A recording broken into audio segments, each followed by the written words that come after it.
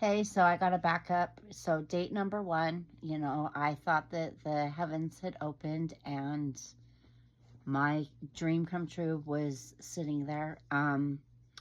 But he is the only guy I matched, texted, chatted, gave my phone number, talked, met in one day.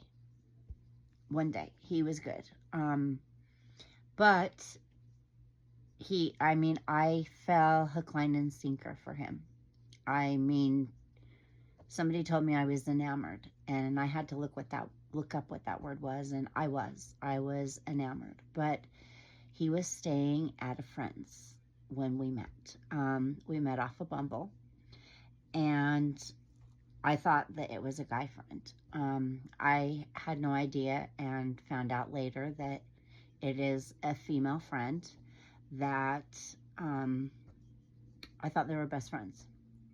I thought they were best friends up until 2 weeks ago. But anyway, we had a fantastic first date, and it was December 27th. So 28, 29, 30. 31st is New Year's Eve, and we had plans for New Year's Eve, and he stood me up. I texted him, and he didn't respond then, but said he had COVID. Could he make it up to me? And made plans a week later and stood me up again. Dumb Stacy. Well, this person would never take no for an answer. Like, if he wanted something, he didn't stop until he got what he wanted. If it took calling you 30 times in 15 minutes, it didn't matter what it was. He would not accept no. He got his way. But I was always excited to see him, hear from him, whatever. I didn't realize that I was being deceived behind my back, and he never really liked me. But every time I saw him, there was a need that he had. And it's taken these last 6 months to look at all of this stuff and be like, man, I was so stupid. I never should have. When I woke up the next morning in the hotel room, I never should have gone on a second date with him, let alone let that date continue on for 2 more days. But I was enamored. It felt so wonderful to have somebody hug me.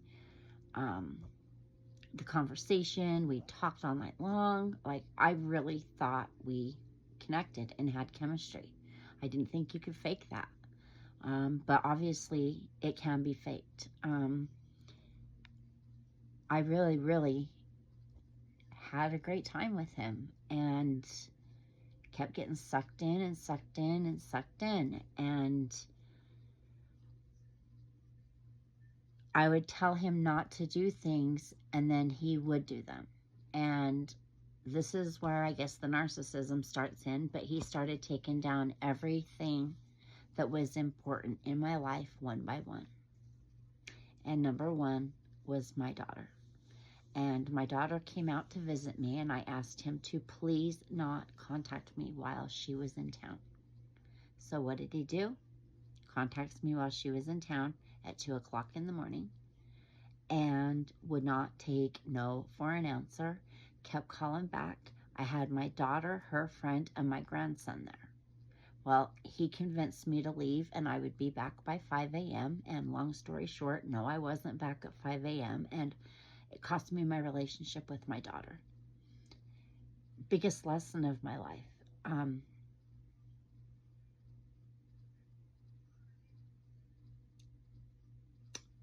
If a guy kills your relationship with your kids, he's got to go.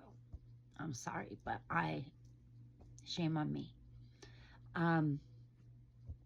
But, every time I got with him, it was so exciting and so much fun. But now, hindsight 2020, one time I went there, it was because he needed me to get him up early for work the next morning.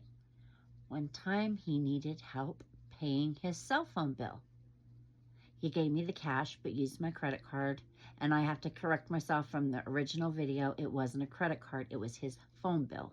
And 2 separate times, 2 different companies. And I didn't get my money back from my credit card company, because if you help somebody and they use your card again, it's a fight and they won't give you your money back. So anyway, I went from having I had a screenshot of it, a 715 credit score, to, honestly, I'm afraid to look. It's that bad. I lost my apartment. I was evicted. He spent my money, and I was told flat out he was spending my money. He was only writing me love notes when he was spending my money. He only saw me when he was spending my money. And again, I'm getting ahead of myself because this is after a year later. And so anyway, the first date was wonderful, but then he stood me up. But I got that cortisol, serotonin, dopamine crap going on. He literally hijacked my nervous system. I ended up with a condition called SIBO, small intestinal bacterial overgrowth. It's a digestional problem, and it never goes away. It just lays dormant, but it's brought on by massive stress, and which this has been, the last year has been probably the worst year of my